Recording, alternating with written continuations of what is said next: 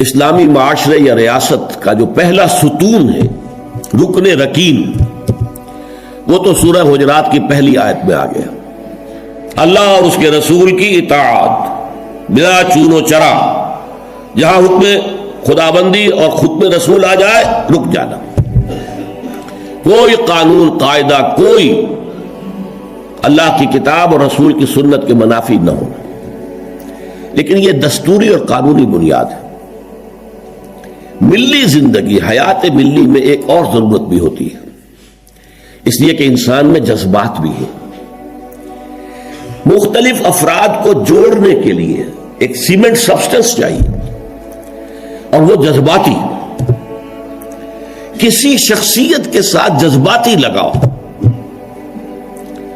کسی قومی ہیرو کے ساتھ محبت، یہ باندھتی ہے ایک دوسرے کو، ان کے نقش قدم پر چلنے کی کوشش، انہیں امیٹیٹ کرنا، گاندھی کا انداز اختیار کرنا، نہرو کیپ اختیار کر لینا، جنا کیپ اختیار کر لینا، نہرو کٹ واسکٹ پہننا، ماؤ زیتون کا جیکٹ پہننا، سب کیا ہے؟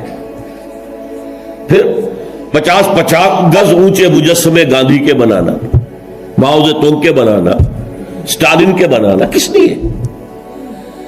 تاکہ عظیم شخصیت کی چھاپ پڑ جائے لوگوں کے اوپر، ان کے جذبات جو ہیں ان میں ایک شخصیت سے محبت، ایک شخصیت سے عقیدت رچ بس جائے، اور یہ انہیں جوڑ دے آپس میں۔ یہ ایک ضرورت ہے، اسی لیے میں نے آپ کو یہ ساری مثالیں بتائیں۔ کیوں بتائیں؟ یہاں تک کہ اگر کوئی ہیرو نہ ہو تو ہیرو بنانا پڑتا ہے، تاکہ اس ہیرو کی ہیرو ورشپ، تو ورشپ کا لفظ تو بہرحال ہمارے لیے درست نہیں ہے، لیکن اس ہیرو سے محبت، اس کے اتباع کا جذبہ، اس کا احترام، اس کا ادب، یہ در حقیقت انسانی ثقافت اور تہذیب کی بنیاد بنتی ہے۔ اسلامی معاشرے میں وہ شخصیت جو ہے کوئی مصنوعی بنانے کی ضرورت نہیں ہے، وہ دل آویز شخصیت ہے محمد الرسول اللہ صلی اللہ علیہ وسلم کی۔ ان کی محبت، اللہ کی محبت کے بعد رسول کی محبت، اور پھر ساری محبتیں ان کے تابع۔ حضور نے فرمایا لا یؤمن احدکم حتی اکون احب الیہ من والدہ وولدہ والناس اجمعین، تم میں سے کوئی شخص مومن نہیں ہو سکتا جب تک کہ میں اسے اس کے والدین سے، اس کے بیٹوں سے اور تمام انسانوں سے بڑھ کر محبوب نہ ہو جاؤں۔ اور قرآن مجید میں آپ کو معلوم ہے آیت نمبر 24 سورہ توبہ کی، وہاں تو بہت زبردست دھمکی آئی ہے۔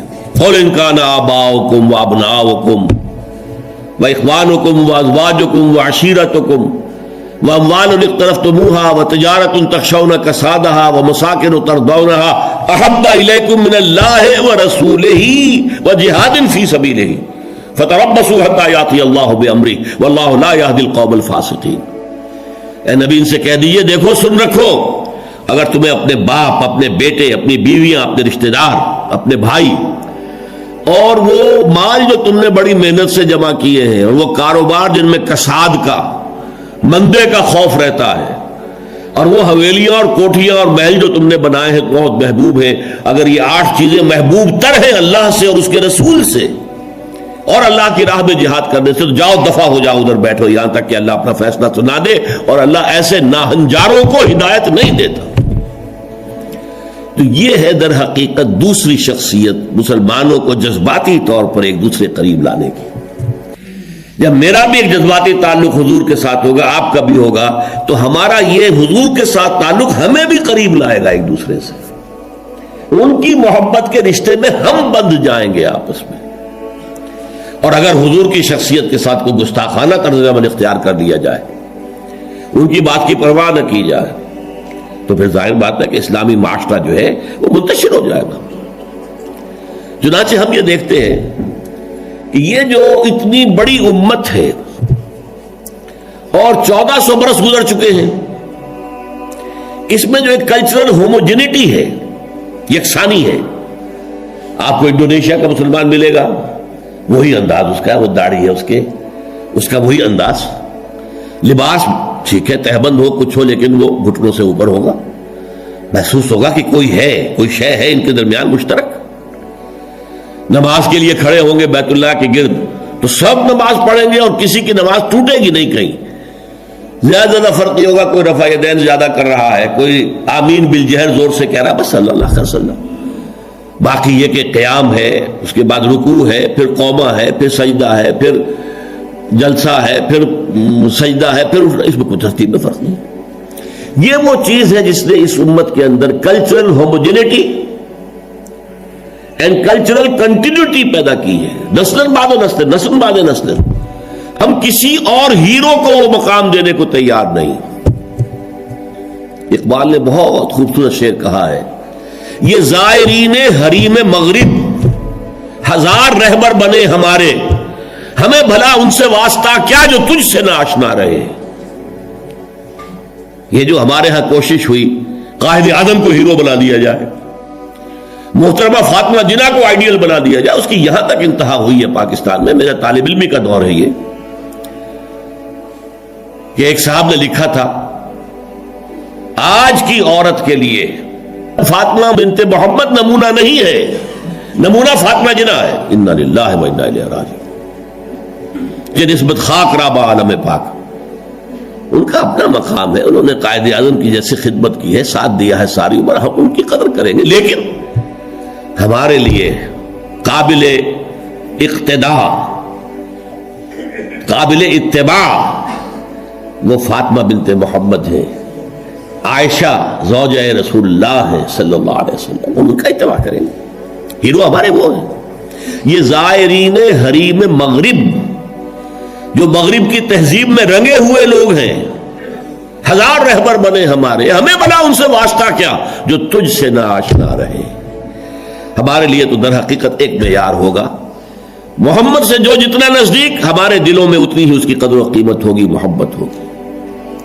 جو جس درجے میں متبع رسول ہے اسی درجے میں ہمارے دلوں میں اس کے لیے احترام ہوگا، ادب ہوگا، محبت ہوگا۔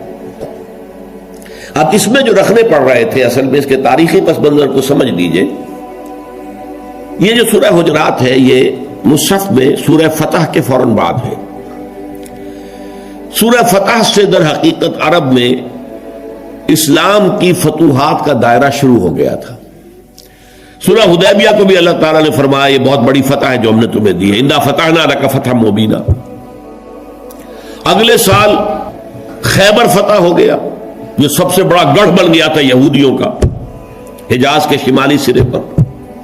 اگلے سال مکہ فتح ہو گیا، تو فتوحات کا دور شروع ہو چکا تھا۔ جب فتوحات کا دور شروع ہو گیا تو ظاہر بات ہے اب بہت سے لوگ یدخلون فی دین اللہ افواجا، چڑھتے سورج کے تو سبھی پجاری ہوتے۔ اب اسلام کا وہ دور جو تھا غریبی کا، اور اسلام جو ہے وہ کمزور تھا، ضعیف تھا، وہ دور ختم ہوا۔ تو وہ چڑھتے سورج کے پجاریوں کی بڑی تعداد اسلام میں داخل ہو گئی۔ لیکن ایک تو یہ ان کی دو تین چیزیں بڑی نمایاں تھیں۔ ایک تو وہ آ کر حضور پر احسان دھرتے تھے، دیکھیے ہم بغیر لڑے بھڑے اسلام لے آئے ہیں، ہم تو ایمان لے آئے ہیں۔ نمبر دو اکھڑ تھے، جو مزاج عرب کا ہے، اکھڑ، ادب اور احترام یہ ان کی لغتی میں نہیں تھی، بہت اکھڑ مزاج، قومن لدہ قرآن مجید نے کہا، جھگڑالو قوم، بڑی اکھڑ قوم۔ لہذا وہ حضور کے اس مقام کو نہیں پہچان پا رہے تھے، بس مان لیا آپ اللہ کے رسول ہیں، ہم نے مان لیا جی بس، اور کیا۔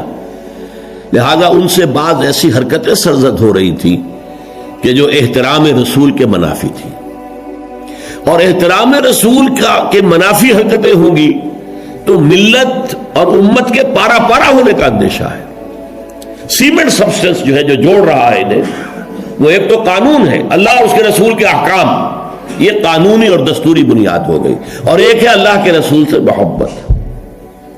ویسے تو محبت سب سے زیادہ اللہ سے ہونی چاہیے، لیکن ظاہر بات ہے کہ اللہ تو وراء الورا ثم وراء الورا ثم وراء الورا، اس کا تو کوئی تصور ہم کرتے ہی نہیں، کر سکتے ہی نہیں، کریں گے تو وہ شرک ہو جائے گا، کفر ہو جائے گا۔ جو بھی ذہن میں نقشہ جمائیں گے وہ اللہ تو نہیں ہے، کوئی اور شے ہے جو آپ نے بنا لی۔ می تراشت فکر ماں ہر دم خدا بن دے، دیگر نیا سا نیا خدا بنا رہے۔ لیکن ایک محسوس پے کرے محسوس حضور کی شخصیت، دل آویز شخصیت، حضور میں رحمت، حضور کی شفقت، یہ تو لوگوں کے سامنے تھی نا. حضور کا اعلیٰ کردار، حضور کی پاک سیرت، یہ تو حضور کے سامنے تھی نا. لہذا اصل محبت کا مرکز جو ہے وہ ذات نبی بن جاتی ہے. از خدا، بہت پیارے الفاظ ہیں اقبال کے، اگرچہ ذرا سا اس میں تجاوز ہے.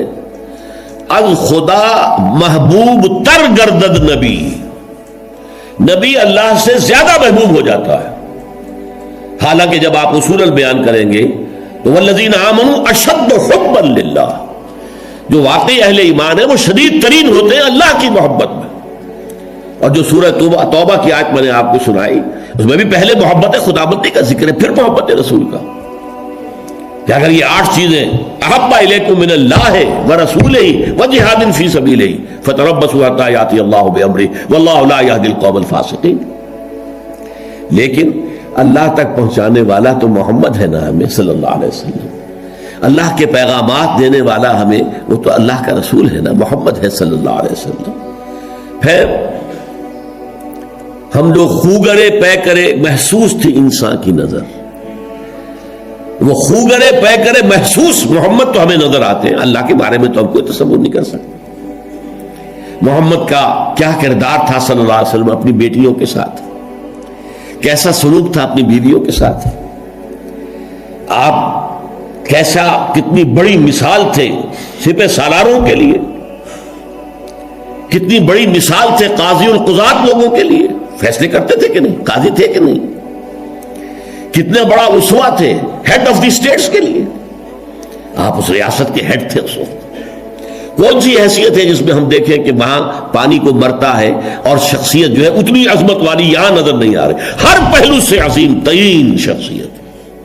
تو اس کی محبت اور اس کا اتباع کا جذبہ، اس کے لیے بھی نوٹ کر لیجئے، اللہ تعالیٰ پر بھی پہلے ہمارے لیے لازم ہے اس کی اطاعت اور دوسرے محبت. اللہ کی اطاعت اور محبت جمع کریں تو لفظ بنے گا عبادت. اللہ کی عبادت کرو. رسول کے لیے بھی اطاعت بھی اور محبت بھی، لیکن رسول کے لیے اطاعت اور محبت کو جمع کریں گے اتباع بنے گا، پیروی کرو. یعنی ایک تو ہے حضور نے حکم دیا، اس پر تو عمل کرنا ہی کرنا ہے، ورنہ تو ہم مسلمان ہی نہیں ہیں. ایک یہ ہے کہ ہم نے خود دیکھا حضور کیا کرتے ہیں، حضور چلتے کیسے ہیں، میں بھی ویسے ہی چلوں. حضور نے اپنے بٹن بند نہیں کیے تھے، میں بھی ساری عمر نہیں کروں گا. حضور فلاں سفر میں اس درخت کے نیچے سے ہو کر گزرے تھے، میں بھی ادھر سے ہو کے گزروں گا. اب یہ حضور کا حکم تو نہیں ہے نا، لیکن ایک جذبہ ہے، نقش قدم کی پیروی، اس کا نام اتباع ہے. تو جب اطاعت کے ساتھ محبت رسول کی شامل ہو جائے گی تو اس کا نام اتباع ہوگا. اللہ کا اتباع ہم نہیں کر سکتے، اللہ خالق ہے، مالک ہے، مدبر کائنات ہے، اس کی پیروی کیسے کریں گے؟ ہاں رسول کا اتباع جو ہے، قل ان کنتم تحبون اللہ فاتبعونی یحببکم اللہ، اے نبی سے کہہ دیجئے اگر تم اللہ سے محبت کرتے تو میرا اتباع کرو، اللہ تم سے محبت کرے گا. تو اللہ کے لیے اطاعت جمع محبت مساوی ہے عبادت کے، اور رسول کے لیے اطاعت جمع محبت مساوی ہے اتباع کے. کیسے کیسے مکی ہو گئے لا مکہ، کیسے کیسے ہوئے نامور بے نشاں، کیسے کیسے زمین کھا گئی نوجوان، کیسے کیسے جگہ جی لگانے کی دنیا نے